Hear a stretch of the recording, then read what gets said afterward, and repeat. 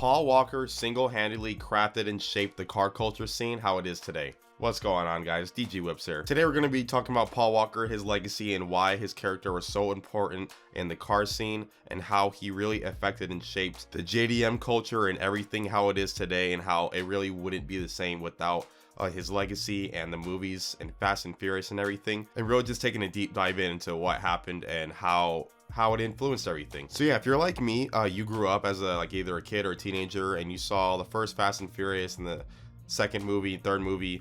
As a kid, seeing Brian's character pull up in the Eclipse and going really fast, shifting gears, just feeling that adrenaline rush and everything, and then feeling like his passionate anger when his car messes up or whatnot. Something about that really just encapsulated that feeling for adrenaline and that love for cars and everything as a kid. And he really just, and it's like this underdog, nobody really knows him, and he really just wants respect, right? And seeing the cars race as a kid, it was just the whole ambiance, the night scene, the underglows and everything was just something about it was really just special. It was also the same time Need for Speed Underground came out.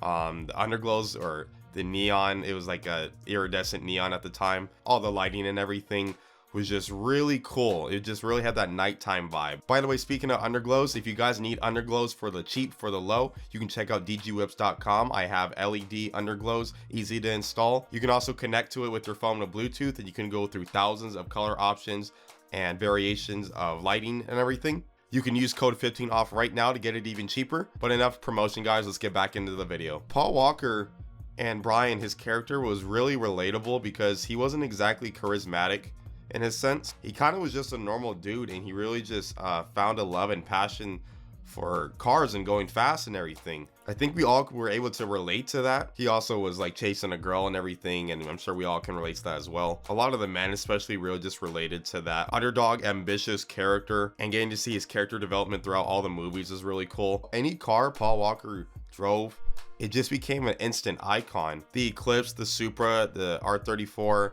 the Evo 8, I believe is the Evo 8 or Evo 9, I don't know. Even the WRX and the R35 and everything, although those were cool on its own. Whenever he would just touch a car, it just turned to gold. And to this day, all those cars are sought after, and some of them are worth over $100,000, or you can't even get them. I think why Paul Walker and Brian's character was just had so much legacy and so much impact was just because there's a little bit of Paul Walker in us, and I think that was the genius behind the character, as we were actually able to relate to him in some sense. And eventually he goes on and finds love and family and everything, and realizes that's even more important. And so that's a really cool character arc with his character. It's really not talked about enough, but he really was just another dude. He just liked to drive, and that's why his character was just so cool. Those first couple movies, especially the first two, really just, as a kid and teenager, really just impacted us a lot, because everybody liked cars. Everybody's liked cars since the beginning of cars and everything. But it really, what it also did was it opened that capsule to your car can actually be a canvas and a reflection of your personality. Again, with this movie and the Need for Speed Underground and everything, all of that really just showcased how you can custom make your car exactly to how you want it to be, and really just reflect yourself through the car, which was a really cool way of displaying art and creativity through cars. And it was another way of looking at cars, was to add that creativity into it, because back in the day, people would kind of just get a nice paint job, a nice car, and that was kind of it. But now everything on the car subject to customization. You got wheels, the engine bay, the interior, every nut and bolt. You can make it faster, you can lift it, you can lower it, bags.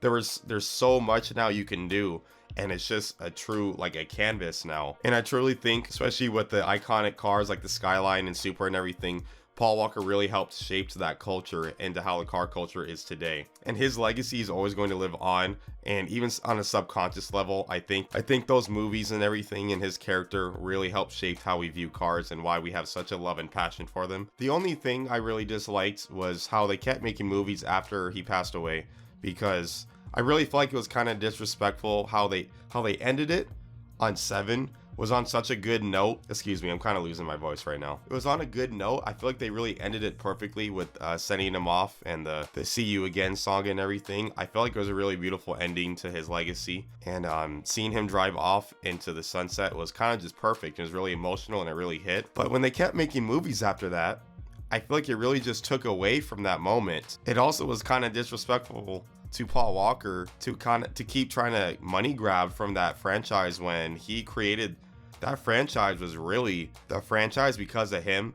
Obviously there was Tokyo Drift, which was iconic in of itself without Paul Walker, which we can get into another later video about how that affected like JDM culture and everything. But yeah, I didn't feel like they really needed to make movies after that. And the fact they're still making movies and now they're just really corny action. It's not even good action like John Wick. It's just really corny and really cheesy and so unbelievably goofy. I can't even watch it. I haven't even seen the ones after he came out. Yeah, I can't even try to watch those movies. They just look so goofy. It's just some of the preview scenes I've seen, I'm just like, bro, what people go line up and pay to watch these movies now. Yeah, but anyways, not to get off track there, let me know what you guys think. Let me know how Paul Walker really affected you guys growing up and how he influenced you with car culture and everything like that, especially JDM and everything. Comment down below how Paul Walker really impacted your life, and also comment down below any subjects you want me to speak on. I'll be happy to take any suggestions. Thank you guys again for watching. Don't forget to like, hit the notification bell, and subscribe. But other than that, I'll see you guys next time.